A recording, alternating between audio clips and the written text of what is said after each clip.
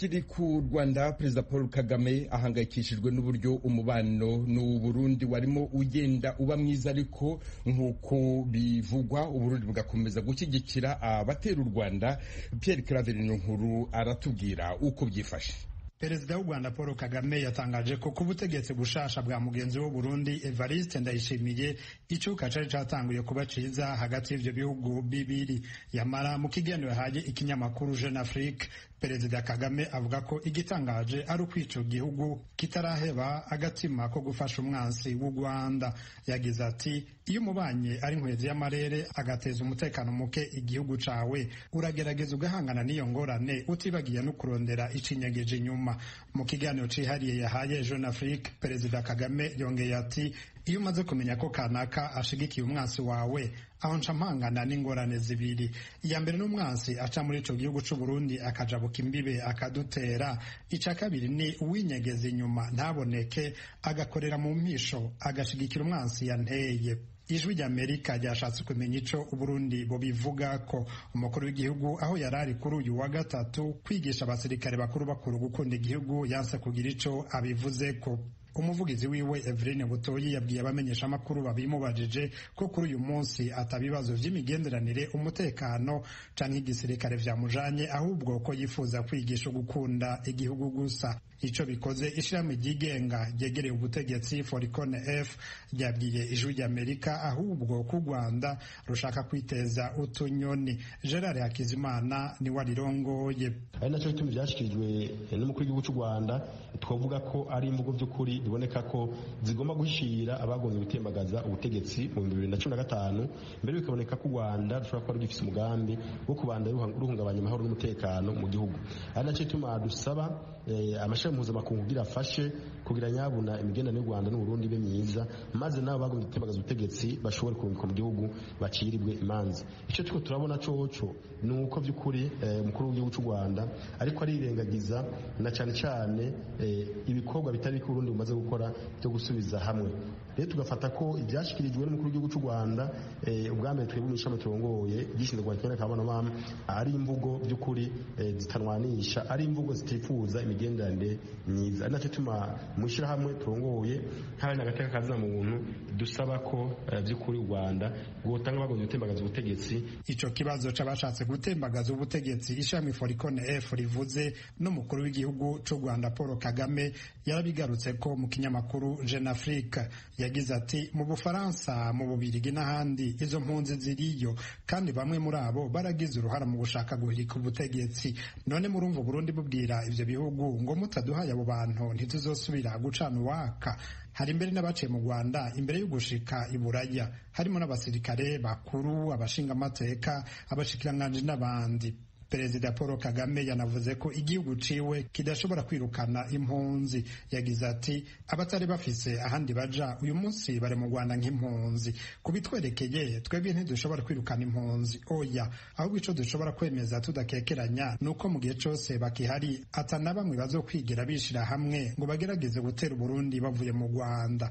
Ubu rero nimba hari ushaka kubatwaka akabahereza Burundi, uwazobage yifasha. Ikinyamakuru Jeune Afrique catangaje iyi nkuru inyuma y'igitero cabereye mu burengero bushira ubumanuko bw'u Rwanda mu karere ka Rusizi mu murenge wa Bweyeye ahahana rubibe n'u Burundi. Igisirikare c'u Rwanda cavuze ko civunye umwansi yazananye mu Burundi aja busuruzi ruhwa rugabura ivyo bihugu bibiri, kikicamwo abagwanyi babiri, abandi bagasubira inyuma bahungira iyo bazananye muri zone Ruhororo, komine Mabayi mu ntara ya Cibitoke. Itangazo ry'ingabo z'u Rwanda rivuga ko abo bagwanyi bari arabo muhari FLN ugwanya ico gihugu, kandi ko abishwe bafatanywe n'ibigwanisho bitari bike harimo n'imyambaro ya gisirikare y'u Burundi. Naho biruko leta y'u Burundi yo yirabihakana yivuye inyuma. Pierre Claver Niyonkuru, Kigali, ku bw'Ijwi ry'Amerika. Ijwi ry'Amerika, uruwa mbere, uruwa mbere, uri igitego. Abatuye batuye umujyi wa Goma bakomeje kwimurirwa mu duce dutekanye kubera ko hakomeje kumvikana imitingito. Abategetsi baravuga ko ikirunga cya Nyiragongo gishobora kongera kuruka. Baroherezwa Sake mu birometero 20 uvuye mu mujyi wa Goma. Umwuka wacucumutse ikuzimu mu butaka bwasatuwe n'imitutu yaturutse mu kirunga cya Nyiragongo ukomeje guhabura abantu batandukanye batuye mu mujyi wa Gisenyi mu karere ka Rubavu. Mugenzi wacu Etienne Karekezi yavuganye na Benjamin Makombe utuye mu Ibereshi mu mujyi wa Gisenyi amubaza uko byari byifashe mu ijoro ryakeye. Kugeza kuri uyu munota imitingito isa nkaho yagabanyutse yakomeje igiza wenda nka nyuma y'isaha imwe isaha ebyiri, ariko guhera nka saa 9 z'amanywa nta mutingito wongeye kugaragara kugeza kuri uyu munota. Abantu bameze bate? Hari abagiye bahungabana kubera nk'amazu yagiye azamo ibifate, hari abagiye bagira ubwoba bw'umutingito bakajya gusasa hanze kubera ko gishobora kumugwaho. Hari inzu zagiye zangirika n'izagiye zicikamo ibice ku buryo y'ino nzu ushobora gusanga igice kimwe cyo hirya byatandukanye cyane ku buryo bari mu mwanya ungana wenda nka santimetero nk'eshatu. Hari imihanda yacitsemo ku buryo banayifunze ku buryo umuntu adashobora kuhanyura, ariko urebye ibindi afite amaduka ari gukora, amasoko arafunguye. Wareba se aho mu Ibereshi uvuze uri haratuwe cyane ku buryo burambuye, hari abantu benshi, amazu ni menshi, nta bantu babiguyemo? Urebye nta bantu bigeze babigwamo kuko ibyagiye biba bagiye babwirwa bakamenyeshwa uburyo bagomba kubyitwaramo. Ibyagiye biba bikaba ku manywa y'ihanga, ari naho nyine byabaye habayeho no guhita bavuga ati no nk'umuhanda bahita ahangaha hagize indi modoka ishobora kuhanyura ashobora kuba impanuka bakawufunga hakiri kare. Nk'umurongo wacitse uva ruguru wafashe igice kinini uhereye aho nkubwira wamanutse urinda ugera agana ku bitaro, ari niwo waciyemo usaturamo ibitaro umanukanye n'umurongo umwe wahererekanije kuva ruguru umanuka ujyepfo ku bantu bashobora kuba bahazi ni nka kilometero imwe. Ako gace uvuga ndakabona, ni ukuvuga se ko ibitaro byakomeje gukora uko bisanzwe? Ibitaro hari departement zakomeje gukora, ariko hari n'izindi zitakoze kuko byabaye ngombwa ko abantu bari mu bitaro biri ruguru biri mu zindi nce zegereye Rubavu. None muri iri joro se nk'abaturage aho muri kumwe hafi aho, ni ukuvuga ko abenshi baraye hanze? Abenshi baraye hanze, kandi muri iri joro turongera kurara hanze kuko ntabwo twizeye ko tutaramenya neza uko bimeze. Buriya umutingito nicyo kibazo gikomeye, ntabwo uteguza, kandi umutekano w'umuntu niwo ugomba kwiteganyiriza. Ubwo ni ukurara hanze kugeza igihe tuzumva habonetse gahenge cyangwa duhawe amakuru avuga ko ibintu byakemutse. Umunuko w'ibyuka byatewe n'amakuru yavuye mu kirunga bimeze gute ubu? Urebye ahangaha ntabwo bikigeraho, keretse wenda urebye abantu begereye ku bice byegeranye n'umupaka niwe wenda bashobora kukubwira ko nta makuru mbifiteho cyane ko ngiye ndi kure y'umupaka neza. Ndagushimiye cyane ku bisobanuro duhaye aho muri Rubavu. Mugenzi wacu Etienne Karekezi wavuganaga na Benjamin Makombe utuye mu Ibereshi muri Rubavu. Duhere ku makuru avuga hirya no hino ku isi mwateguriwe kandi mugezweho na mugenzi wacu Aloyizi Bigirimana. Tuyahere mu yavugwa muri Afrika. Akanama kajejwe amahoro n'umutekano muri ONU ejo ku munsi wa gatatu karaneguye kivuye inyuma ikurwa n'ihagarikwa rya perezida wa Mali w'imfatakibanza hamwe n'umushikiranganje wiwe wa mbere byakozwe n'igisirikare, kasaba ko leta isubizwa abasivile. Mu ijambo ryumvikanyweho n'abagize ako kanama bose basabye ko abo bategetsi bafunzwe barekurwa vyihuta atakibanje gusabwa, kandi abasirikare bagasabwa gusubira mu makambi yabo badatevye.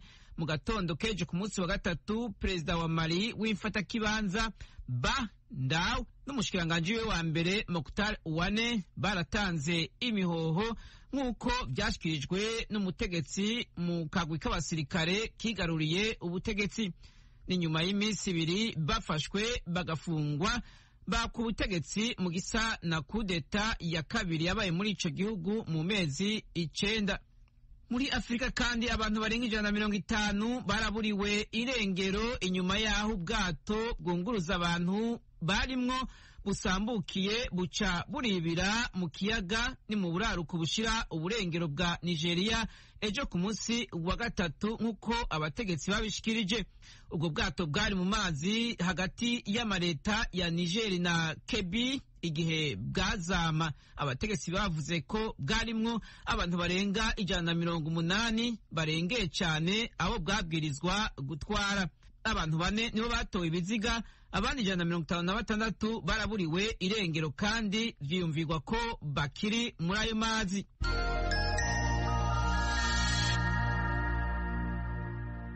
Mu makungu hano muri Leta z'Ubumwe za Amerika, abategetsi bajejwe umutekano mu gisagara ca San Jose ni muri leta ya California bavuga ko abantu 8 bishwe, abandi batari bake barakomereka hari ejo kuwa gatatu igihe barasirwa ku kigo gikoramwo abakora amatara yo ku mabarabara y'indarayi. Ibiro vy'umukuru w'ikijandarume muri ico gisagara Russell Davis yabwiye abamenyeshamakuru ko ivyo vyabaye hafi isaha 12 n'igice z'agatondo mu masaha yo muri ako karere. Davis yavuze ko warashe nawe nyene ari mu bafuye kuko yaciye yirasa. Muri perezidansi ya Amerika White House, icegera c'umushikiranganji wo kumenyesha amakuru Karine Jean-Pierre yavuze ko bariko barakurikiranira hafi ivyabaye no gutanga imfashanyo zikenewe zo mu buryo bwose. Yavuze ko Amerika igwaye ikiza c'ubwicanyi bushingiye ku kurasana hakoreshejwe inkoho, bwaba bukorwa ku bigwi by'abantu canke ku muntu umwe. Tukiri muri Amerika, Perezida Joe Biden ejo ku munsi wa gatatu yategetse ibigo vya leta kongereza inguvu mu gutororokanya no gusuzuma neza amakuru ashobora kuzobashikana ku mamuko y'umugera wa corona. Ni mu gihe urunwarunwa rwiyongereye ko COVID-19 yoba yaturutse muri laboratoire yo mu Bushinwa. Perezida Biden yasavye ibigo bijejwe amaperereza byaha muri Amerika kuzomuha ivyo bazoba batohoje mu minsi 90. Abategetsi ba Amerika bamaze amezi badakorana neza n'Ubushinwa kukumenya neza aho uwo mugera waturutse. Tugarutse muri Afrika, wahoze ari perezida wa Afrika y'Epfo Jacob Zuma ejo kwa gatatu yaraburanye avuga ko atavyaha vya ruswa yakoze. Zuma w'imyaka 79 ariko aburanishwa ku vyaha bitari bike vya ruswa, kunyuruza amatungo yagirizwa ko yakoze mu 1999 mu isoko ryo kugurisha ibirwanisho by'imiliyaridi 2 z'amadolari igihe yari cegera c'umukuru w'igihugu.